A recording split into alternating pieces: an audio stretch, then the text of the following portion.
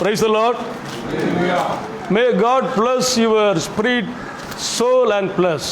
கர்த்தர் உங்களை ஆசீர்வதிப்பாராக. Today I am very happy to preach the word of God. இந்த நாளில் நான் மிகவும் மகிழ்ச்சியாக இருக்கிறேன் கர்த்தருடைய வார்த்தையை பிரசங்கிப்பதில்.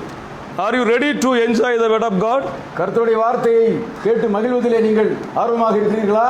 I want to see your holy Bible. உங்களுடைய நான் வேதாகமத்தை பார்க்க விரும்புகிறேன். Raise your right hand with your holy Bible. வலது கரத்தில் அதை எடுத்து காட்டலாமா? Thank you. Hallelujah. Hallelujah. Thank you, very good. This word can change your life. இந்த வார்த்தை உங்களுடைய வாழ்க்கையை மாற்றும். This word can to fill your life. இந்த வார்த்தை உங்களுடைய வாழ்க்கையை நிரப்பும். This is not my talking. இது என்னுடைய வார்த்தை அல்ல. But this is God's talking. இது கர்த்தருடைய வார்த்தை. Hallelujah. Hallelujah. Praise the Lord. Hallelujah. Suppose you come here hopeless, futureless, helpless and sickness. தேவ ஜனமே, நீங்கள் வருகிற போது வேதனையோடு, சோதனையோடு, நோயோடு, கவலையோடு வந்திருக்கலாம். But I say to you, ஆனால் நான் உங்களுக்கு சொல்ல விரும்புகிறேன், this word can make you great. இந்த வார்த்தை உங்களை உயிர்ப்பிக்கும். Hallelujah. Hallelujah. Praise the Lord. Hallelujah. I know one thing. எனக்கு ஒன்று சொல்ல விரும்புகிறேன். Whenever we worship our Father God, நாம் நம்முடைய கர்த்தரை ஆராதிக்கின்ற போது, He will be the king for us. அவர் நமக்கு ராஜாவாக இருப்பார்.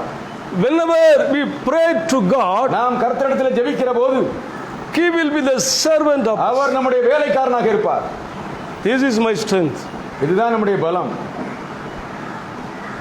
Say hallelujah. Hallelujah. Today the scripture portion is be strong. இந்த நாளில் வேதாகமத்திலிருந்து திடன்கொள் என்று வேதம் சொல்கிறது.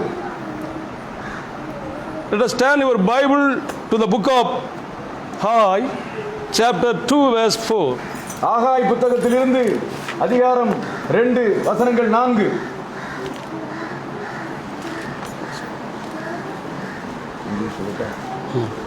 Yet now be strong, O Zerubbabel, declares the Lord. Be strong, O Joshua, son of Yochanan, the high priest. Be strong, all you people of the land, declares the Lord. Work, for I am with you, declares the Lord. தமிழில் யாராவது ஒரு ஆள் வாசிங்கள்.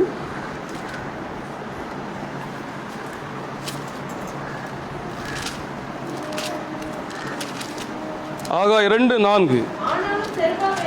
ஆனாலும் செருபாபேலே,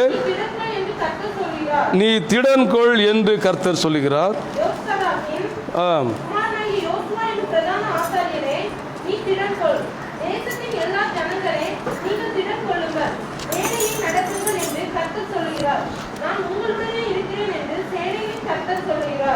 ஆண்டவராகிய கர்த்தர் இந்த நாளிலே உங்களுக்கு தருகிற வார்த்தை திடன்கொள். The Lord speaks to you today. Be strong, that is, be courageous. பக்கத்தில் இருக்கிற நபரை பார்த்து நீங்கள் சொல்லுங்கள், நீ திடன்கொள். Beloved, you would say to your neighbor, be strong. ஆண்டவராகிய கர்த்தர் தேவனுடைய ஆலயமாகிய அந்த கூடாரத்தை கட்டுகிற தலைவனாகிய செருபாபேலை பார்த்து சொல்லுகிறார், திடன்கொள். The Lord says to the Zerubbabel, be strength. அந்த ஆலயத்திலே தேவனுக்கு ஆராதனை செய்ய இருக்கின்ற பிரதான ஆசாரியனாகிய யோசுவாவை பார்த்து ஆண்டவர் சொல்கிறார், நீ திடன்கொள். Lord told to Joshua, be strong. அந்த ஆலயத்திலே தேவனை ஆராதிப்பதற்கு ஆயத்தமாக இருக்கிற ஜனங்களை பார்த்து சொல்கிறார், திடன் கொள்ளுங்கள். Lord told all the people, be strong. இந்த வசனத்திலே இந்த 3 பேரையும் குறித்து ஆண்டவர் சொல்லக்கூடிய வார்த்தை திடன்கொள். Here we see the Lord says, be strong.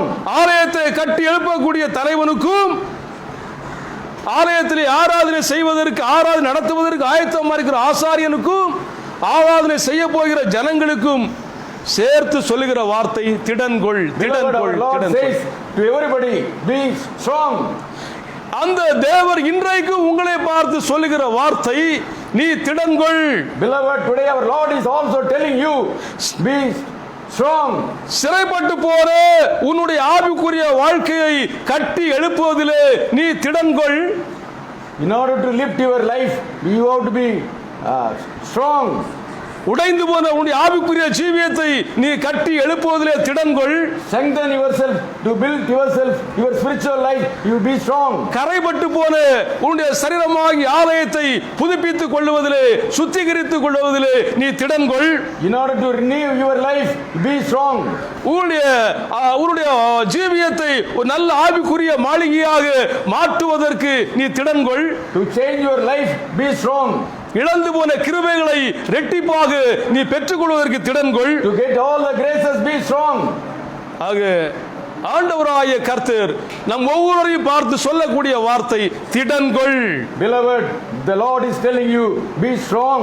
இங்கே இருக்கிற ஊழியர்களை பார்த்தும் அங்கே இருக்கிற விசுவாச ஜனங்களை பார்த்தும் தேவன் சொல்லுகிற வார்த்தை திடன்கொள். Beloved, our Lord is telling you today, be strong. நீங்கள் எதை குறித்து கவலைப்பட வேண்டிய அவசியம் இல்லை. Don't worry for anything. எல்லாவற்றையும் தேவன் நமக்கு செய்வதற்கு அவர் திடன் தருகிறவராக இருக்கிறார். Our Lord is ready to give you strength. நாம் அவரை ஆராதிக்கிற போது அவர் நமக்கு ராஜாவாக இருக்கிறார். When we worship, he is our king. ஆனால் நாம் அவரை நோக்கி ஜெபிக்கிற போது அவர் நமக்கு ஒரு வேலைக்காரனாக இருந்து நம்முடைய காரியங்களை அவர் செய்கிறவராக இருக்கிறார். When we pray, he is like a servant doing everything for us. ஆகவே நாம் எதை குறித்து கவலைப்பட வேண்டிய அவசியம் இல்லை. Beloved, don't worry for anything. இங்கே இருந்து கர்த்தாவே இந்த காரியத்தை எனக்கு செய்யும் என்று நீங்கள் சொல்லுகிற போது, when you pray to the Lord, நீங்கள் வீட்டுக்கு போகும்போது அந்த காரியம் நடந்திருக்கும். definitely you will do everything for him. இதை செய்கிற ஒரு வேலையாளாக தேவன் நமக்கு இருக்கிறார். He will do as a servant. அதன் பிறகு உங்களுக்கு என்ன கவலை? Why you worry? அல்லேலூயா. கர்த்தரை தேடி கர்த்தரை மகிமைப்படுத்தலாமா? Price the Lord. அல்லேலூயா. கர்த்தர் நல்லவர், கர்த்தர் நல்லவர். ஆமென். Praise the Lord. ரெண்டு காரியங்களை ஆவியானவர் உங்களோடு பேச இருக்கிறார். Today the Holy Spirit is going to speak you. முதலாவது உன்னுடைய ஆவிக்குரிய வாழ்க்கையை கட்டி எழுப்புவதிலே நீ திடன் கொள்ள வேண்டும். First of all, strengthen yourself to build or to erect your spiritual life. நான் மறுபடியும் சொல்கிறேன், உன்னுடைய ஆவிக்குரிய வாழ்க்கையை கட்டி எழுப்புவதிலே நீ திடன் கொள். To strengthen to build yourself, to erect your spiritual life. அந்த ஆகாய 2ஆம் அதிகாரம் 4வது வசனத்தை மறுபடியும் நீங்கள் வாசிக்கலாம். ஆனாலும் செருபாபேலே நீ திடன்கொள் என்று கர்த்தர் சொல்லுகிறார். யோசுவா என்னும் பிரதான ஆசாரியனே நீ திடன்கொள். தேசத்தின் எல்லா ஜனங்களே நீங்கள் திடன்கொள்கள். போதும். ஆண்டவர் நம்முடைய ஆவிக்குரிய வாழ்க்கையை கட்டி எழுப்புவதிலே நாம் திடன் கொள்ள வேண்டும் என்று சொல்லி விரும்புகிறார். Our Lord is very much worried about our spiritual life. இந்த வசனத்திலே தேவனுடைய ஆலயத்தை கட்டி எழுப்புகிறவர்களை ஆண்டவர் திடன் கொள் என்று சொல்கிறார். Here we see those who are constructing the church, their Lord is telling, be strong. பாபிலோனிய படைகளால் சாலமோன் கட்டின ஆலயம் உடைக்கப்பட்டது. The church which was constructed by Solomon was broken. அந்த ஆலயத்தை மறுபடியும் செருபாபேலை கொண்டு தேவன் புதுப்பித்து கட்டி எழுப்புகிறார். It was renovated by Zerubbabel. அந்த வேளையிலே தேவன் அவளுக்கு சொல்லக்கூடிய ஒரே வார்த்தை be strong. அந்த நேரத்திலே நம்முடைய ஆண்டவர் சொல்கிறார், திடன் கொள்ளுங்கள். திடன் கொள்ளுங்கள். Be strong. திடன் கொள்ளுங்கள். Be strong. ஸ்தோத்திரம். உங்களுடைய ஆவிக்குரிய வாழ்க்கையை கட்டி எழுப்பதிலே நீங்கள் திடன் கொள்ள வேண்டும். Dear beloved, you should be strong in building, in developing your life. மத்தேயு 6ஆம் அதிகாரம் 33வது வசனத்தை வாசிக்கலாம். மத்தேயு 6:33. Matthew முதலாவது தேவனுடைய ராஜ்யத்தையும் அவருடைய நீதியையும் தேடுங்கள், அப்பொழுது இவைகளெல்லாம் உங்களுக்கு கூட கொடுக்கப்படும். Matthew chapter 6 verses 33 says, seek first the kingdom of God and his righteousness, and all these things will be added to you. முதலாவது தேவனுடைய ராஜ்யத்தை தான் நாம் தேட வேண்டும். Dear beloved, first of all we have to seek the kingdom of Lord. அதுபோல முதலாவது நம்முடைய ஆவிக்குரிய வாழ்க்கையை நாம் கட்டி எழுப்ப வேண்டும். Secondly, we have to give importance for our spiritual life. ஆவிக்குரிய வாழ்க்கையை கட்டி எழுப்புவதிலே நமக்கு ஒரு திடன் தேவை. Our spiritual life is very, very important. அந்த திடனை தருகிறவர் பரிசுத்த ஆவியானவர். Lord only help us. எப்படி பாபிலோனிய படைகளால் உடைக்கப்பட்ட ஆலயத்தை செருபாபேல் கட்டி எழுப்புவதற்கு ஆண்டவர் திடன் கொள்ள சொன்னாரோ, The Lord gave strength for Zerubbabel to construct the church. அதுபோல நம்முடைய சரீரமும் தேவனுடைய ஆலயம். Dear beloved, our body is a temple. 1 கொரிந்தியர் 3ஆம் அதிகாரம் 16-17 வசனம் சொல்லுகிறது, நீங்களே அந்த ஆலயம். 1 Corinthians chapter 3 16-17 16 and 17. Do you not know? படிங்க. நீங்கள் தேவனுடைய ஆலயமாய் இருக்கிறீர்கள் என்றும் தேவனுடைய ஆவி உங்களில் வாசமாய் இருக்கிறார் என்றும் அறியாதிருக்கிறீர்களா? ஒருவர் தேவனுடைய ஆலயத்தை கெடுத்தால் அவனை தேவன் கெடுப்பார். தேவனுடைய ஆலயம் பரிசுத்தமாய் இருக்கிறது, நீங்களே அந்த ஆலயம். Do you not know that you are God's temple and God's Spirit dwells in you?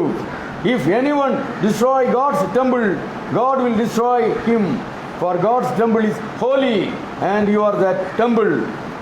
நாமே தேவனுடைய ஆலயமாக இருக்கிறோம். We are the temple of God. அப்ப நம்முடைய சரீரமாகிய இந்த இந்த இந்த ஆலயத்தை கட்டி எழுப்புவதிலே நாம் திடன் கொள்ள வேண்டும். So we should construct and in constructing our body. ஒரு அல்லேலூயா சொல்லலாம். அல்லேலூயா. இப்ப முதலாவது உங்களுடைய ஆவிக்குரிய வாழ்க்கையை கட்டி எழுப்புவதிலே நீங்கள் திடன் கொள்ள வேண்டும். You should construct your spiritual life. That's very important. தைரியமாக உங்கள் அருகாமையில் இருக்கிற நபரை பார்த்து நீங்கள் சொல்லுங்கள், உங்கள் ஆவிக்குரிய வாழ்க்கையை கட்டி எழுப்புவதிலே நீங்கள் திடன் கொள்ளுங்கள். Dear beloved, you tell your neighbor. Hallelujah. Praise the Lord. ஆவிக்குரிய வாழ்க்கையை கண்டிப்பாக நீங்கள் கட்டி எழுப்பியே ஆக வேண்டும். You have to give importance for your spiritual life. நம்முடைய சரீரத்துக்கு எப்படி உணவு தேவையோ, our body needs food, you know. நம்முடைய சரீரம் நல்ல ஹெல்த்தியாக ஆரோக்கியமாக இருப்பதற்கு உணவு தேவை. For our healthy life, our body needs food. அதுபோல நம்முடைய ஆவிக்குரிய வாழ்க்கைக்கு உணவு தேவை. For our spiritual life, food is needed. Prayer, reading scripture, வேதாகமத்தை வாசிக்கிறது, worship, ஆராதனை. There are the spiritual foundation food for our spiritual growth. இவைகள் நம்முடைய ஆவிக்குரிய வாழ்க்கைக்கு முக்கியத்துவம் வாய்ந்தவை. Hallelujah. சொல்லுங்க, prayer, ஜெப வாழ்க்கை, worship, ஆராதனை, reading scripture, வேதாகமத்தை வாசிக்கின்றல், இதெல்லாம் நமக்கு ஒரு ஃபவுண்டேஷன் ஃபுட் மாதிரி. இதுதான் நம்முடைய ஆவிக்குரிய வாழ்க்கைக்கு உணவு போன்று. இதுதான் நம்முடைய ஆவிக்குரிய வாழ்க்கையுடைய வளர்ச்சிக்கு தேவன் தந்திருக்கிற நல்ல ஃபவுண்டேஷன் உணவுகள். These things make our spiritual life growing. உங்கள் வாழ்க்கையில் இதெல்லாம் சரியாக இருக்கிறதா? Do you think that your spiritual life is comfortable? உங்கள் ஆவிக்குரிய வாழ்க்கையை கட்டி எழுப்புவதற்கு இந்த காரியங்களை எல்லாம் நீங்கள் சரி பண்ண வேண்டும். For this, in order to develop your spiritual life, you have to follow all these things. ஒரு அல்லேலூயா சொல்லலாம். அல்லேலூயா. Praise the Lord. கர்த்தர் நல்லவர். ஆக இந்த நாளில் தேவன் சொல்லக்கூடிய வார்த்தை, நீங்கள் உங்கள் ஆவிக்குரிய வாழ்க்கையை கட்டி எழுப்புவதற்கு திடன் கொள்ளுங்கள். Strengthen yourself to build or erect your spiritual life. உடைந்து கிடக்கிற உங்கள் ஆவிக்குரிய வாழ்க்கையை, it may be broken. நொறுங்கி கிடக்கிற உங்களுடைய ஆவிக்குரிய வாழ்க்கையை, it may be broken. ஒரு வளர்ச்சி இல்லாமல் இருக்கிற உங்கள் ஆவிக்குரிய வாழ்க்கையை, it may not be growing. கட்டி எழுப்புவதற்கு, in order to build it, உங்களுக்கு திடன் தேவை. you need strength. சொல்லுங்க, பரிசுத்த ஆவியானவரே என்னை திடப்படுத்தும், என்னுடைய ஆவிக்குரிய வாழ்க்கையை கட்டி எழுப்புவதற்கு என்னை திடப்படுத்தும். ஆமென், ஆமென், அல்லேலூயா. ஆண்டவர் ஒரு நல்ல அருமையான வார்த்தையை சொல்கிறார். ஆகாய் 2ஆம் அதிகாரம் 9வது வசனம் வாசிங்கள். ஆகாய் 2:9. Haggai chapter 2, verses 9. The new temple will be more splendid than the old temple, and there I will give my people prosperity and peace. The Lord Almighty has spoken. இந்த ஆலயத்தின் மகிமையை பார்க்கிறோம். இந்த பிரதான ஆலயமாகிய மகிமை பொருந்தியதாக இருக்கும். எல்லாரும் சொல்லுங்க, எல்லாரும் சொல்லுங்க, பிந்தின ஆலயத்தின் மகிமையை பார்க்கிலும் முந்தின ஆலயத்தின் மகிமையை பார்க்கிலும் இந்த பிந்தின ஆலயத்தின் மகிமை பெரிதா இருக்கும். முந்தின ஆலயமாகிய சாலமோன் கட்டின அந்த ஆலயத்தின் மகிமையை பார்க்கிலும் இந்த செருபாபேல் கட்டக்கூடிய இந்த ஆலயத்தின் மகிமை எப்படி இருக்குமா? பெரிதா இருக்கும். ஆகவே திடன் கொண்டு கட்டுங்கள் என்று சொன்னார். இந்த நாளில் தேவன் உங்களுக்கு சொல்லக்கூடிய வார்த்தை திடன் கொள்ளுங்கள். Dear beloved, today the Lord God is clearly speaking to you. Be strong. முதலாவது, உங்கள் ஆவிக்குரிய வாழ்க்கையை கட்டி எழுப்புவதிலே திடன் கொள்ளுங்கள். First of all, your spiritual life is very, very important. உங்கள் ஆவிக்குரிய வாழ்க்கையிலே எந்தெந்த இடங்களிலே தோல்வி இருக்கிறதோ, there may be some problems in the spiritual life. அதை முதலாவது சரி பண்ணுங்கள். That has to be rectified. ஒரு ஜெப வாழ்க்கையில தோல்வி இருக்கிறதா? In your prayer life may be not good. தேவனை ஆராதிக்கிற அந்த ஆராதனை வாழ்க்கையில தோல்வி இருக்கிறதா? Your worship may not be satisfactory. வேதத்தை தியானிக்கிற அந்த காரியத்தில் உங்களுக்கு தோல்வி இருக்கிறதா? You may not be meditating the Bible properly. அதை சரி பண்ணுங்கள். Please correct it. Hallelujah. Hallelujah. கர்த்தர் நல்லவர். God is good. ஆவிக்குரிய வாழ்க்கையை நாம் முதலாவது கட்டி எழுப்ப வேண்டும். First of all, your spiritual life should be strengthened. ஆவிக்குரிய வாழ்க்கையை கட்டி எழுப்புவதற்கு ஒரு விசேஷித்த வல்லமை நமக்கு தேவை. In order to build your spiritual life, உங்கள் ஆவிக்குரிய வாழ்க்கையை கட்டி எழுப்புவதற்கு ஒரு விசேஷித்த தைரியம் உங்களுக்கு தேவை. a special quality is needed. அல்லேலூயா. எத்தனை பேருக்கு விருப்பம் இருக்கிறது ஆவிக்குரிய வாழ்க்கையை கட்டி எழுப்ப வேண்டும் என்று சொல்லி? How many people are interested? அல்லேலூயா. உங்கள் ஆவிக்குரிய வாழ்க்கை பெரிய கோபுரத்தை போல, அது ஒரு பெரிய மாளிகை போல கட்டி எழுப்பப்பட வேண்டும் என்று சொல்லி பரிசுத்த ஆவியானவர் பேசிக்கொண்டே இருக்கிறார். Your spiritual life should be developed. That's our Holy Spirit is interested. வெளிப்படுத்தின விசேஷம் கடைசி அதிகாரத்திலே கடைசி 2 வசனங்களை வாசிங்கள். இவைகளை சாட்சியாக அறிவிக்கிறவர் மெய்யாகவே நான் சீக்கிரமாய் வருகிறேன் என்கிறார். ஆமென். போதும். எல்லாரும் சொல்லுங்க, கர்த்தராகிய இயேசுவே வாரும். ஆண்கள் சொல்லுங்க, கர்த்தராகிய இயேசுவே வாரும். பெண்கள் சொல்லுங்க, கர்த்தராகிய இயேசுவே வாரும். இந்த வார்த்தை யாருடைய வாயிலே அதிகமாக வரும் என்று சொன்னால், சரியாக தங்கள் ஆவிக்குரிய வாழ்க்கையை கட்டி எழுப்பி வைத்திருக்கிற நபருடைய வாயிலே இந்த வார்த்தை அதிகமாக வரும். The people who are correct in their spiritual life, they are waiting for this Lord's coming. அல்லேலூயா. இந்த வார்த்தை தங்களுடைய ஆவிக்குரிய வாழ்க்கையை சரியாய் கட்டி எழுப்பியிருக்கிற அவர்கள் வாயிலிருந்து தான் வரும். He who testifies these things, surely I am coming soon. இது உன்னதமான வார்த்தை. It is a godly word. நீங்க சொல்ல முடியுமா, கர்த்தரா இயேசுவே வாரும், கர்த்தரா இயேசுவே வாரும்? இப்ப 2 தடவை மட்டும் இல்லை, அடிக்கடி இந்த வார்த்தை என்ன செய்ய வேண்டும்? நீங்கள் சொல்ல வேண்டும் என்று சொன்னால் உங்கள் ஆவிக்குரிய வாழ்க்கையை நீங்கள் கட்டி எழுப்ப உங்களுக்கு தெரியாமலே இந்த வார்த்தை உங்கள் வாயிலிருந்து வந்து கொண்டே இருக்கும். Dear beloved, when your spiritual life is all right, you will be always repeating this word. இந்த வார்த்தை வெறும் வாயிலிருந்து வரக்கூடிய வார்த்தையா இல்லாமல் This word should come from your heart. உள்ளே இருந்து வர வேண்டும். அப்போ என்னவென்று சொன்னால் உங்களுடைய ஆவிக்குரிய வாழ்க்கையை நீங்கள் கட்டி எழுப்ப தானாகவே இந்த வார்த்தை என்ன செய்யும்?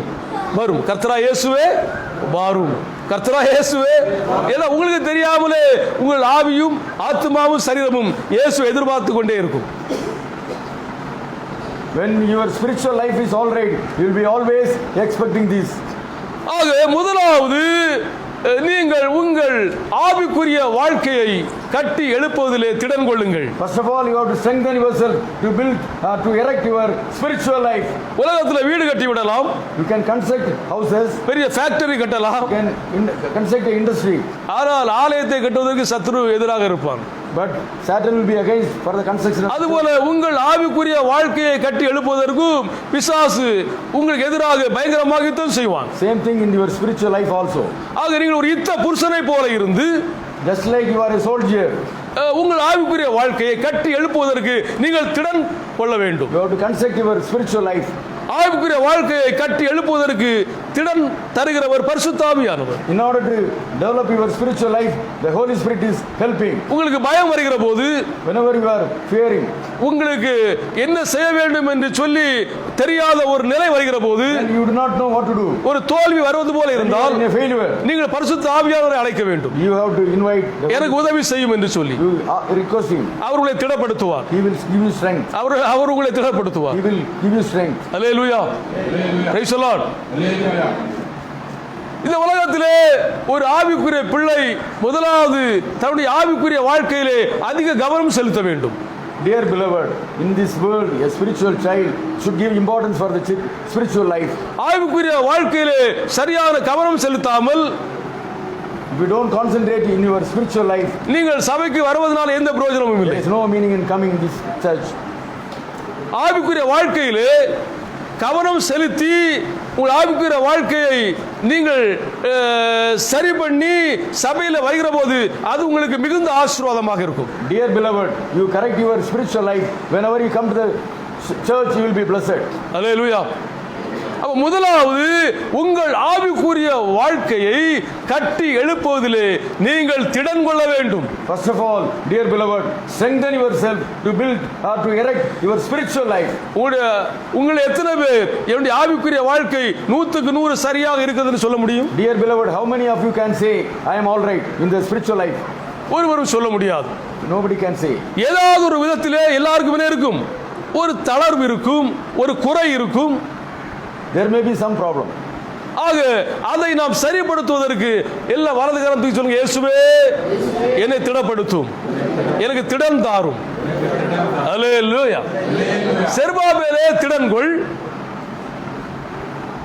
யோசுவாவே திடன்கொள், ஜனங்களே திடன் கொள்ளுங்கள். See, here we see the Lord has told everybody to be strong. இந்த வார்த்தை தான் அந்த செருபாபேலையும் யோசுவாவையும் ஜனங்களையும் திடப்படுத்தி ஆலயத்தை கட்ட வைத்தது. The Lord's word only made them to construct the church. மனிதனுடைய வார்த்தை நம்மை ஒருபோதும் திடப்படுத்தாது. Our people's word cannot satisfy.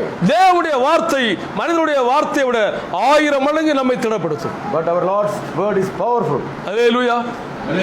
ஆக தேவன் இன்றைக்கு உங்களை பார்த்து சொல்லக்கூடிய வார்த்தை திடன் கொள். Beloved, our Lord is telling, be strong. உன் ஆவிக்குரிய வாழ்க்கையை கட்டி எழுப்புவதிலே திடன் கொள். You strengthen your spiritual life. எனக்கு தெரியும் ஒரு சிலர் உயிரை கையில பிடித்துக் கொண்டு வாழ்ந்து கொண்டிருக்கிறார்கள். I know some people are living in a narrow situation. எப்பொழுது மரணம் வரும் என்று அவர்களுக்கு தெரியாது. They don't know when the death is coming. உயிரை கையில பிடித்து வாழ்கிறவர்கள் இருக்கிறார்கள். There are people like that. எனக்கு நன்றாக தெரியும். I know some people. ஆக நம்முடைய வாழ்க்கையில கால தாமதமே கூடாது. Dear beloved, don't delay. இன்றைக்கே உங்கள் ஆவிக்குரிய வாழ்க்கையை கட்டி எழுப்புவதற்கு நீங்கள் திடன் கொள்ளுங்கள். Today make a plan.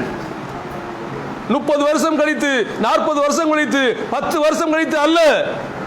Dear beloved, not after 10 years, not after 30 years, not after 40 years. என்னை திடப்படுத்தும் என்று சொல்லி முழங்கால் போட வேண்டும். You pray to the Lord. முழங்காலை விட்டு எழும்பும் போது புதிய மனிதனாக எழும்ப வேண்டும். After that you will be a new man. ஒரே நிமிஷத்திலே நமக்கு ஒரு பெரிய மாற்றம் தேவை. Lord will change your life. அல்லேலூயா. ஒரே நிமிடத்தில் ஒரே முழங்காலிலே நம்முடைய வாழ்க்கையில ஒரு பெரிய மாற்றம் நமக்கு தேவை. The kneeling prayer definitely will change your life. அல்லேலூயா. அதற்கு பரிசுத்த ஆவியானவர் உங்களை திடப்படுத்துவாராக. Our Holy Spirit will definitely give the strength. எதையெல்லாம் தூக்கி எறிய வேண்டுமோ அதையெல்லாம் இன்றைக்கே தூக்கி எறிய வேண்டும். Whatever you have to remove, kindly remove today. எதையெல்லாம் ஓரம் கட்ட வேண்டுமோ அதையெல்லாம் இன்றைக்கே ஓரம் கட்ட வேண்டும். Whatever you have to avoid, kindly avoid today. எதையெல்லாம் திரும்பி பார்க்க கூடாதோ அதையெல்லாம் இன்றைக்கே திரும்பி பார்க்க கூடாது. Whatever you want to remove, you kindly remove today. அப்படிப்பட்ட ஒரு ஆவிக்குரிய வாழ்க்கையை தேவன் உங்களுக்கு தருவாராக. Let the Lord give you such a spiritual life. Hallelujah. Hallelujah. Praise the Lord. Hallelujah. ஆக பரிசுத்த ஆவியானவர் இன்றைக்கு உங்களுக்கு சொல்லக்கூடிய வார்த்தை, உங்கள் ஆவிக்குரிய வாழ்க்கையை கட்டி எழுப்புவதிலே திடன் கொள்ளுங்கள். Today the Lord is telling, strengthen yourself to build or to erect your spiritual life. உங்கள் ஆவிக்குரிய வாழ்க்கையை குறித்து நீங்கள் அக்கறை இல்லாமல் இருந்தால், If you are not caring your spiritual life, நீங்கள் அக்கினியிலே போய் எரிந்து கொண்டிருக்கும் போது when you are in the hell, அப்பொழுது சிந்திப்பீர்கள், you will be thinking, அன்றைக்கு நான் கவனமாக இருந்திருந்தால் you may think that I have made a எனக்கு mistake. இந்த நிலைமை வந்திருக்காது என்று சொல்லி. You will be worrying. ஆக ஒரு தேவன் தந்த ஒரு நிமிஷத்தை கூட நீங்கள் வீணடிக்காமல் இன்றைக்கே நீங்கள் உங்கள் ஆவிக்குரிய வாழ்க்கையை கட்டி எழுப்புவதிலே முழு கவனம் செலுத்த வேண்டும். Dear beloved, right today, concentrate to develop your spiritual life. எந்த ஒரு மனிதனுக்காகவும், எந்த ஒரு பொருளுக்காகவும், எந்த ஒரு காரியத்துக்காகவும் உங்கள் ஆவிக்குரிய வாழ்க்கையை நீங்கள் இழப்பதற்கு தயாராக கூடாது. Kindly don't lose your spiritual life comparing with all other material blessings. Amen. Praise the Lord. Hallelujah. உங்கள் ஒவ்வொருடைய ஆவிக்குரிய வாழ்க்கையும் சரியாக்கப்பட்டு, Your dear beloved, your spiritual life should be rectified. நீங்கள் ஒவ்வொருவரும் தேவனுடைய ராஜ்யத்துக்கு வர வேண்டும் என்று சொல்லி ஆண்டவர் விரும்புகிறார். Dear beloved, everybody, we should enter into the heaven.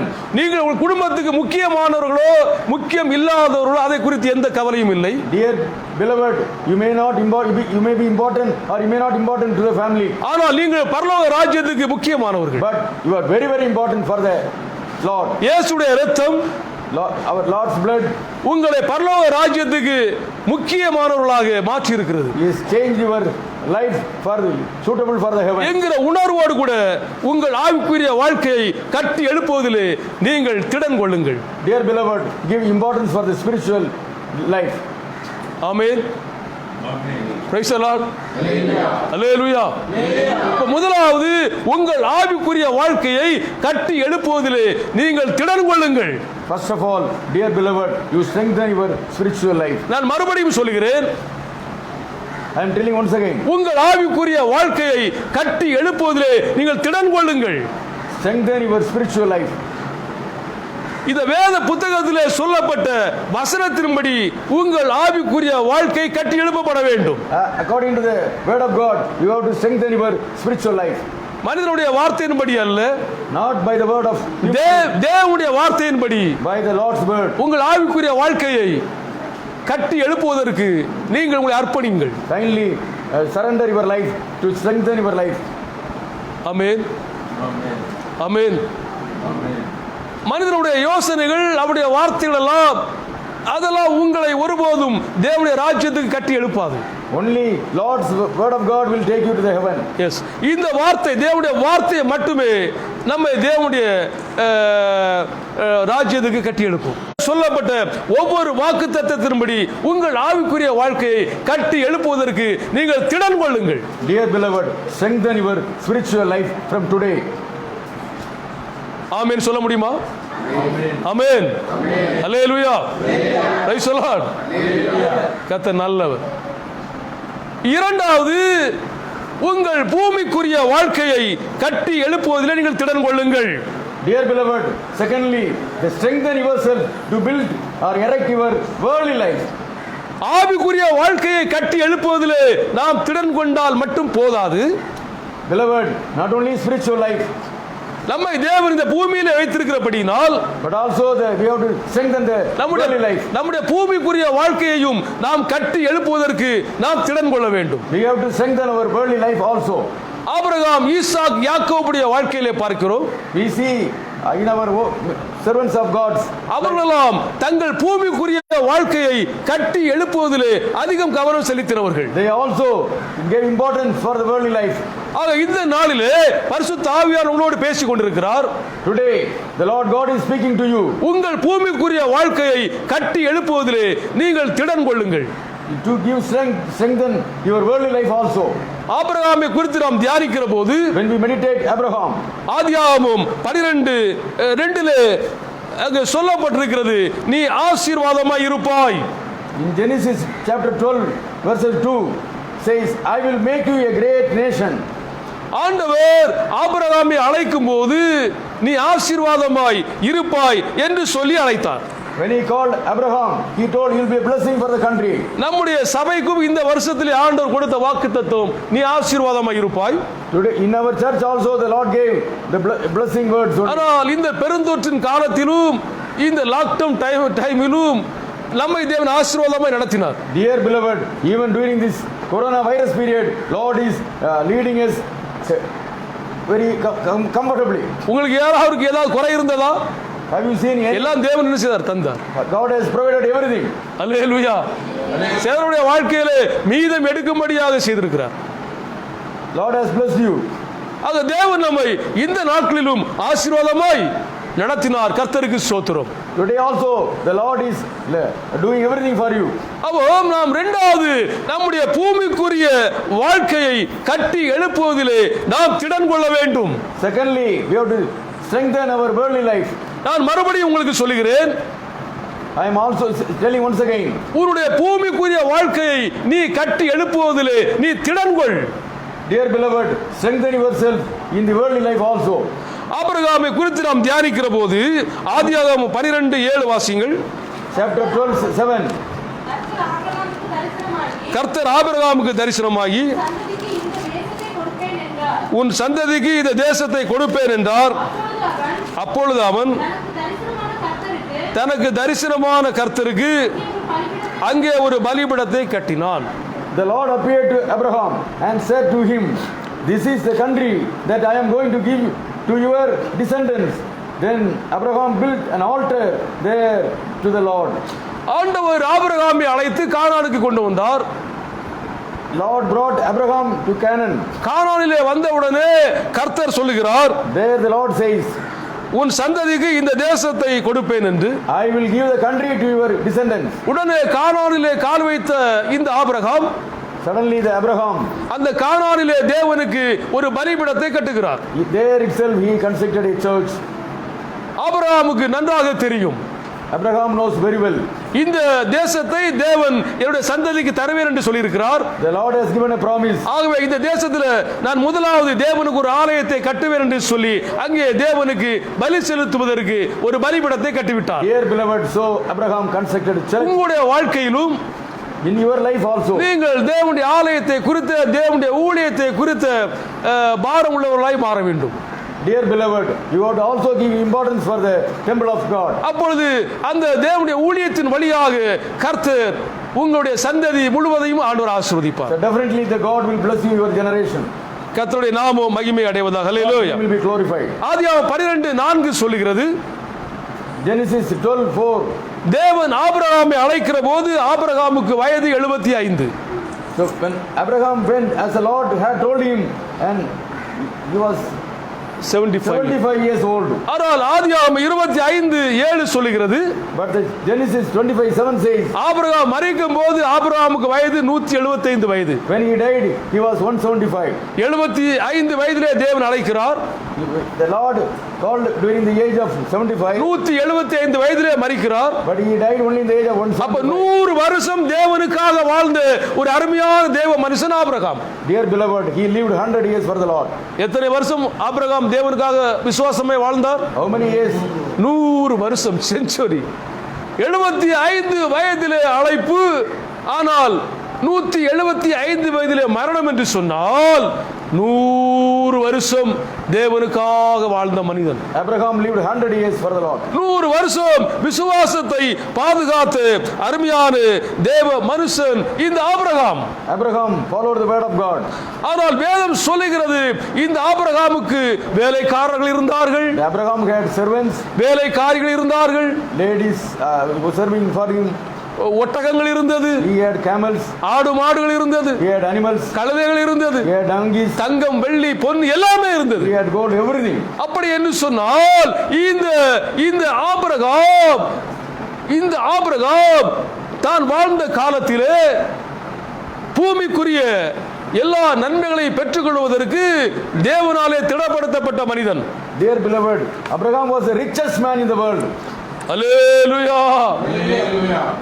ஒரு மனிதனுக்கு வேலைக்காரர்கள் இருக்கிறார்கள், வேலைக்காரிகள் இருக்கிறார்கள், ஆடு மாடு எல்லாம் இருக்கிறதுன்னு சொன்னால் அவன் எவ்வளவு பெரிய உழைப்பாளியாக இருக்க முடியும்? He was a hard working and landlord. Praise the Lord, ஹல்லேலூயா. அப்புறம் நல்ல உழைக்கிற ஒரு மனிதன். He was a hard working landlord. உங்கள் வாழ்க்கையிலும் பூமிக்குரிய வாழ்க்கையை கட்டி எழுப்புவதற்கு நீங்கள் கடினமாக வேலை செய்வர்களாக மாற வேண்டும். Dear beloved, in order to strengthen your worldly blessings, you have to work very hard. சோம்பேறிகளுக்கு தேவன் உதவி செய்ய மாட்டார். Lazy people will not get blessings from the Lord. சோம்பேறிகள் தேவனால் ஆசீர்வதிக்கப்பட முடியாது. Lazy people will not be blessed by the Lord. ஆனால் தன்னால் முடிந்த வேலையை செய்கிறவர்களை தேவன் நிச்சயமாய் ஆசீர்வதிப்பார். But the Lord will bless those who are doing their work. நம்புகிறீர்களா? Do you believe? அப்படி ஆமென் சொல்லுங்க. Amen.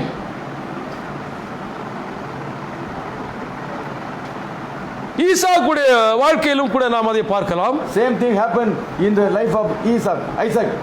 ஈசாக்கும் நல்ல ஒரு பெரிய உழைப்பாளி தான். Isaac was also a hard worker. சரி, ஆபிரகாமை நாம் பார்க்கிற போது ஆபிரகாமுடைய மனைவியின் பேர் சாராள். The wife of Abraham was Sarai. சாராள் மரிக்கிற போது சாராளுக்கு 127 வயது. When Sarai died, she was 127 years old. ஆதியாகமம் 23:1 தெளிவாக சொல்கிறது. சாராள் மரிக்கும் போது 127 வயது. Genesis 23:1 says Sarah lived 120 years. ஆனால் மனைவி மரித்து விட்டால் ஆபிரகாம் புலம்பி அழுகிறதை நாம் அந்த 2வது வசனத்திலே பார்க்கிறோம். Here we see in the chapter 23 verses 2. வாசியுங்கள் 23:2.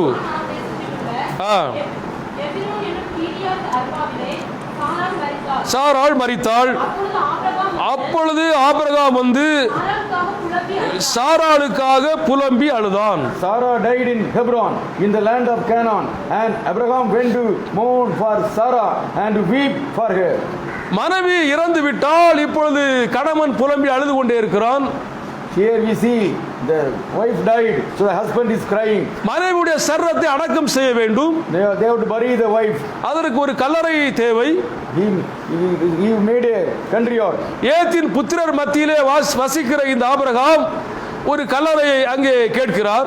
Abraham requested. ஆனால் அந்த கல்லறைக்கு விலை என்னவென்று சொன்னால் வேதம் சொல்லுகிறது 400 சேக்கல் நிறை வெள்ளி. The cost of that is 400 shekel. ஆதியாகமம் 23:16 வாசிங்கள்.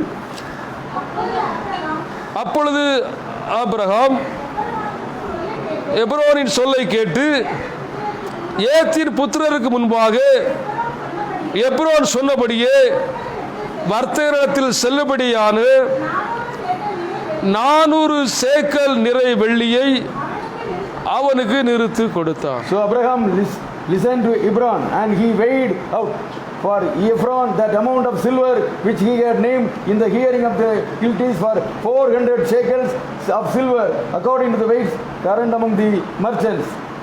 ஆனால் இந்த அதிகாரத்திலே நாம் பார்க்கிறோம் ஆபிரகாமுக்கு உதவி செய்யும்படியாய் அந்த 6வது வசனத்திலே அவர்கள் சொல்லுகிறார்கள், நீர் எங்களுக்குள்ளே மகா பிரபு என்று சொன்னார்கள். We see here everybody telling our Abraham was the richest, very big richest man. ஆகவே எந்த விலையும் தராமல் பணம் தராமல் இலவசமாக உங்க மனைவியுடைய உடலை அடக்கம் செய்வதற்கு இந்த கல்லறையை தருகிறோம் என்று சொன்னார்கள். So they were ready to give the land freely. ஆனால் ஆபிரகாம் அதை அங்கீகரிக்கவில்லை. But Abraham objected. அதற்கு என்ன விலையோ அதை தருகிறேன் என்று சொல்லி 400 சேக்கல் நிறை வெள்ளியை நிறுத்து கொடுத்தார். Whatever the cost may be, he paid the entire cost. எதையுமே இலவசமாக பெற்றுக்கொள்வதற்கு ஆபிரகாம் விரும்பவில்லை. He was not ready to get it freely. Hallelujah. Praise the Lord. கர்த்தர் இந்த ஆபிரகாமை அவர்கள் மகா பிரபு என்று சொல்லக்கூடிய அளவுக்கு உயர்த்தி வைத்திருந்தார். See, the Abraham was a landlord. பரிசுத்த ஆவியானவர் உங்களுக்கு சொல்லுகிறார், Today the Holy Spirit is telling you, உங்கள் பூமிக்குரிய வாழ்க்கையை கட்டி எழுப்புவதிலே நீங்கள் திடன் கொள்ளுங்கள். strengthen your worldly life. இந்த பூமிக்குரிய வாழ்க்கையிலே உங்களுக்கு என்னென்ன தேவையோ அதை பெற்றுக்கொள்வதற்கு நீங்கள் திடன் கொள்ளுங்கள். Whatever you require for this worldly life, அதற்காக உழைப்பதற்கு நீங்கள் திடன் கொள்ளுங்கள். you work hard for that. பரிசுத்த ஆவியானவர் உங்களுக்கு உதவி செய்வார். Holy Spirit is helping you. வானத்தை பூமியை படைத்த தேவன் உங்களுக்கு உதவி செய்வார். Our Almighty God is helping you. அல்லேலூயா. ஆதியாகமம் 24:35 சொல்லுகிறது. வாசிங்கள். Genesis 24:35. கர்த்தர் என் எஜமானை மிகவும் ஆசீர்வதித்திருக்கிறார். கர்த்தர் என் எஜமானை மிகவும் ஆசீர்வதித்திருக்கிறார். அவர் சீமானாய் இருக்கிறார். அவர் சீமானாய் இருக்கிறார். கர்த்தர் அவருக்கு ஆடு மாடுகளையும் வெள்ளியையும் பொன்னையும் பொன்னையும் வேலைக்காரரையும் வேலைக்காரிகளையும் ஒட்டகங்களையும் கழுதைகளையும் கழுதைகளையும் கொடுத்திருக்கிறார். The Lord God has greatly blessed my master and made him a rich man. He has given him flocks of sheep and goats, cattle, silver, gold, male and female, slaves, camels and donkeys. ஆபிரகாமுடைய வேலைக்காரனாகிய எலியேசர் இந்த லாபானுடைய வீட்டில் இங்கே அவர் சொல்லக்கூடிய ஒரு வார்த்தை, என் எஜமானை ஆண்டு எப்படி வச்சிருக்காராம்? சீமானாய் வைத்திருக்கிறார். So here Eliezer, servant of Abraham, declares, my boss is a Lord. சீமான். அல்லேலூயா. அப்போ ஆபிரகாமுடைய பூமிக்குரிய வாழ்க்கை மிகுந்த ஆசீர்வாதமாக இருந்தது. Abraham's worldly life was also blessed. What about your earthly life? தேவ ஜனமே, உங்களுடைய உலக வாழ்க்கை எப்படி இருக்கிறது? ஆபிரகாமுக்கு ஒரு தேவன், உங்களுக்கு ஒரு தேவனா? Do you think there is a Lord for Abraham and another Lord for you? ஆபிரகாம் விசுவாசித்த அதே தேவனை தானே நாமும் விசுவாசிக்கிறோம். The Lord, the same Lord for Abraham and you. நம்முடைய பூமிக்குரிய வாழ்க்கையும் கட்டி எழுப்பப்படுவதற்கு இந்த தேவன் உதவி செய்வார் என்ற நம்பிக்கையோடு நாம் திடன் கொள்வோம். Dear beloved, our Lord is ready to bless you in this world itself. இந்த வார்த்தைகளை கொண்டு கர்த்தர் உங்களை ஆசீர்வதிப்பாராக. God will bless you. Hallelujah. Praise the Lord. ஈசாக்கை குறித்து நாம் வேதத்திலே பார்க்கிறோம். We see Isaac. ஆதியாகமம் 26ஆம் அதிகாரத்திலே 12, 13, 14 வசனங்களிலே பார்க்கிறோம். Chapter 20, Genesis 26, 12, 13, 14 verses. ஈசாக்கு அந்த தேசத்தில் விதை விதைத்தான். கர்த்தர் அவனை ஆசீர்வதித்ததினால் அந்த வருஷத்தில் 100 மடங்கு பலனடைந்தான். அவன் ஐஸ்வர்யவானாகி வர விருத்தி அடைந்து மகா பெரியவனானான். அவனுக்கு ஆட்டு மந்தையும் மாட்டு மந்தையும் அநேக பணிவிடைக்காரர் இருந்தபடினாலே பெலிஸ்தர் அவன் பேரில் பொறாமை கொண்டு. Then Isaac planted seed in that land and reaped in the same year 100 times, and the Lord blessed him. And Isaac became great and gained more and more until he became very wealthy and extremely distinguished. இந்த ஈசாக்கை குறித்து வேதம் தெளிவாக சொல்லுகிறது. எல்லாரும் சொல்லுங்கள், விதை விதைத்தான். மறுபடியும் சொல்லுங்க, விதை விதைத்தான். விதை விதைத்தான். நான் விதையை விதைத்தால்தான் தேவன் நமக்கு ஒரு பெரிய அறுவடையை தர முடியும். Dear beloved, if you sow seeds only, our Lord can bless you. நீங்கள் விதை விதைக்காமல் சோம்பேறியா இருந்தால் தேவன் உங்களுக்கு பெரிய அறுவடையை தரவே முடியாது. If you are lazy, God cannot bless you. ஈசாக்கு விதைத்தான், கர்த்தர் 100 மடங்கு பலன் கொடுத்தார். Isaac planted seeds, Lord blessed him. நம்முடைய பூமிக்குரிய வாழ்க்கையை கட்டி எழுப்புவதற்கு நாம் விதைக்க வேண்டும். In order to strengthen your life, you have to sow seeds. மத்தேயு 25ஆம் அதிகாரத்திலே 14 முதல் 29 வரைக்கும் ஆண்டவர் ஒரு உவமையை சொன்னார். அந்த உவமையிலே ஒரு எஜமான் தூர தேசத்துக்கு போகிற போது தன்னுடைய வேலைக்காரரை அழைத்து ஒருவனுக்கு 5 தாலந்தும் இன்னொருவனுக்கு 2 தாலந்தும் இன்னொருவனுக்கு 1 தாலந்தும் கொடுத்தான். Dear beloved, in Matthew chapter 25 verses 14, you see our Lord telling a parable that he gave talents to 5 talents to one man according to his ability. He gave 2 talents to another man according to his ability, and he gave 1 talent to another man according to his ability. அதில் 5 தாலந்தை பெற்றுக்கொண்டவன் எஜமான் வருகிற போது மேலும் 5 சம்பாதித்து அதை 10 தாலந்தாக கொடுத்தான். Dear beloved, the man who received 5 talents worked and did business and made 5 talents extra. ஆனால் 2 தாலந்து பெற்றுக்கொண்டவன் அதை வைத்து அவனும் எக்ஸ்ட்ரா 2 தாலந்து சம்பாதித்தான். The second person also made additional 2 talents. ஆனா ஒரு தாலந்து பெற்றுக்கொண்டவன் அதை ஒன்று செய்யாமல் புதைத்து வைத்தான். But the fellow who got only 1 talent, he put it inside the soil. 24வது வசனத்தை வாசிங்கள். ஒரு தாலந்தை வாங்கினவன் வந்து, ஆண்டவனே, நீர் விதைக்காத இடத்தில் அறுக்கிறவரும் தெளிக்காத இடத்தில் சேர்க்கிறவருமான கடினமுள்ள மனுஷன் என்று அறிவேன். போதும். Master, I knew you to be a hard man, reaping where you did not sow, and gathering where you scattered no seed. இந்த வேலைக்காரன் எஜமானுக்கு கோபம் வரும்படியாய் அவன் சொல்லுகிற வார்த்தை, நீர் விதைக்காத இடத்தில் அறுக்கிறவர் என்று சொல்லி.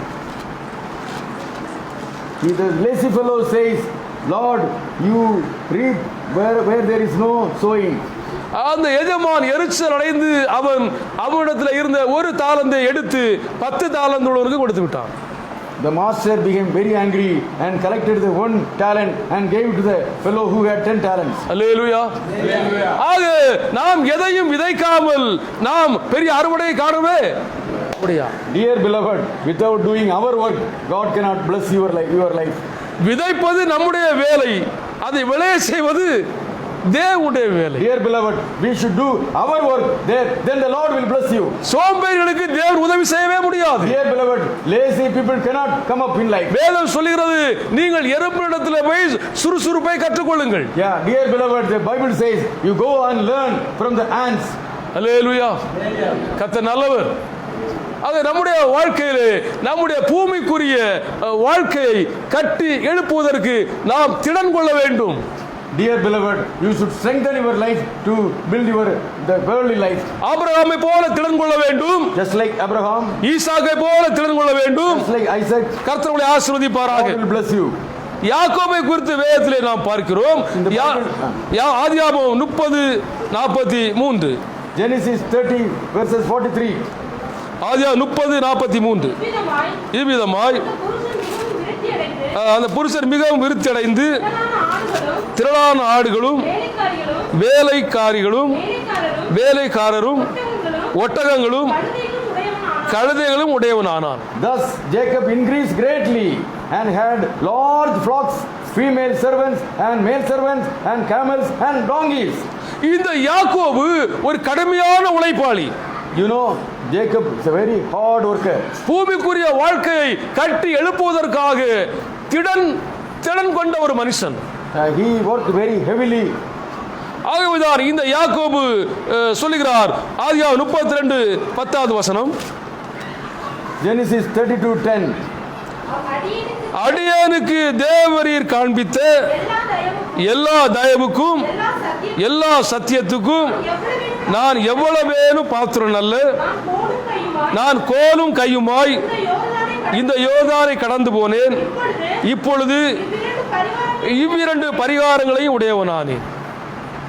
Jacob says, I am not worthy of the least of all the deeds of steadfast love and all the faithfulness that you have shown to your servant. For with only my staff I crossed this Jordan, and now I have become 2 camps. ஹல்லேலூயா. நல்ல வார்த்தை. 2 camps. 2 பரிவாரங்களை நான் உடையவனாக நான் இப்பொழுது ஆசீர்வதிக்கப்பட்டிருக்கிறேன். He says, I am blessed by the Lord now. இந்த யோர்தானை கடந்து அங்கே போகிற போது என்னிடத்தில் கை இருந்தது, ஒரு கோல் இருந்தது. When I left, I was lonely. வேற எந்த ஆசீர்வாதமும் இல்லை. I did not have any blessing. ஆனா இப்பொழுது இந்த 2 பரிவாரங்களோடு நான் திரும்பி வருகிறேன். Now I have 2 camps. அதற்கு நான் கொடுத்த கிரயம் என்ன தெரியுமா? Do you know what I did for that? நான் அதற்கு எத்தனை வருஷம் உழைத்தேன் உங்களுக்கு தெரியுமா? Do you know how many years I worked for that? ஆதியாகமம் 31:41 வாசிங்கள். Genesis. போதும். இந்த 20 வருஷ காலம் உம்முடைய வீட்டிலே இருந்தேன் என்று சொன்னார். அல்லேலூயா. He said, this 20 years I have been in your house. எத்தனை வருஷ உழைப்பு? 20 வருஷ உழைப்பு. 20 ஆண்டு காலம் கடுமையான உழைப்பு. இந்த யாக்கோபுடைய உழைப்பு கர்த்தர் அவனை ஆசீர்வதித்தார். Dear beloved, he worked sincerely 20 years. God. இன்றைக்கு நீங்களும் தீர்மானம் எடுங்கள். Dear beloved, make a decision today. உங்கள் பூமிக்குரிய வாழ்க்கையை கட்டி எழுப்புவதற்கு நீங்கள் திடன் உள்ளவர்களாக ஒரு தீர்மானம் எடுங்கள். You take a decision today. Lord will bless you. உங்கள் உழைப்பை கர்த்தர் ஆசீர்வதிப்பார். Definitely Lord will bless your hard work. உங்கள் அலைச்சலை கர்த்தர் ஆசீர்வதிப்பார். Lord will bless you. உங்களுடைய விதைகளை கர்த்தர் ஆசீர்வதிப்பார். Lord will bless your உங்கள் field. உங்கள் பிரயாசங்களை கர்த்தர் Lord ஆசீர்வதிப்பார். will bless your efforts. ஒரு அலையிலே சொல்ல அல்லேலூயா. ஆமென். நாம் எதற்கும் யாரிடத்திலும் கை ஏந்தவே கூடாது. You depend on your Lord. நமக்கு எல்லாவற்றையும் செய்வதற்கு திடன் தருகிற ஒரு தேவன் இருக்கிறார். We have a wonderful miracle making Lord. தேவ ஜனமே திடன்கள். Don't worry for everything. திடன்கள். Be strong. திடன்கள். Be strong. கர்த்தருடைய ஆசீர்வதிப்பார். God will bless you. அல்லேலூயா. ஆண்டவர் ரெண்டு காரியங்களை சொல்லி இருக்கிறார். We have seen today two matters. முதலாவது ஆவிக்குரிய வாழ்க்கையை கட்டி எழுப்புவதிலே திடன் கொள்ள வேண்டும். First of all, we have seen that we have to develop our spiritual life. அது நமக்கு முக்கியம். That's very important. அதான் நம்முடைய பிரதான வேலை. That is our very important. இரண்டாவது பூமிக்குரிய நம்முடைய வாழ்க்கையையும் கட்டி எழுப்புவதிலே நாம் திடன் கொள்ள வேண்டும். Secondly, we have to strengthen our எல்லா திறமையும் எல்லா கிருபையும் எல்லா டேலண்டும் தேவன் நமக்கு தருவார். Our loving Lord will provide everything to you. இந்த வார்த்தைகளை கொண்டு கர்த்தர் உங்களை ஆசீர்வதிப்பாராக. This word of God will bless you today. இந்த வார்த்தைகளை கொண்டு கர்த்தர் உங்கள் ஆவிக்குரிய வாழ்க்கையை கட்டி எழுப்புவாராக. This word of God will develop your spiritual life. இந்த வார்த்தைகளை கொண்டு கர்த்தர் உங்களுடைய பூமிக்குரிய வாழ்க்கையை கட்டி எழுப்புவாராக. This word of God will develop your worldly life. இந்த வார்த்தைகளை கொண்டு உங்கள் ஆவிக்குரிய வாழ்க்கையை நீங்கள் கட்டி எழுப்புவதற்கு தேவ ஆவியானவர் உங்களை திடப்படுத்துவாராக. The Lord God will give you the strength. இந்த வார்த்தைகளை கொண்டு உங்கள் பூமிக்குரிய வாழ்க்கையை கட்டி எழுப்புவதற்கு பரிசுத்த ஆவியானவர் உங்களை திடப்படுத்துவாராக. Holy Spirit will strengthen you to develop your worldly life. கர்த்தருக்கு கோடான கோடி ஸ்தோத்திரம். எல்லாம் எழுந்திருக்கலாமா?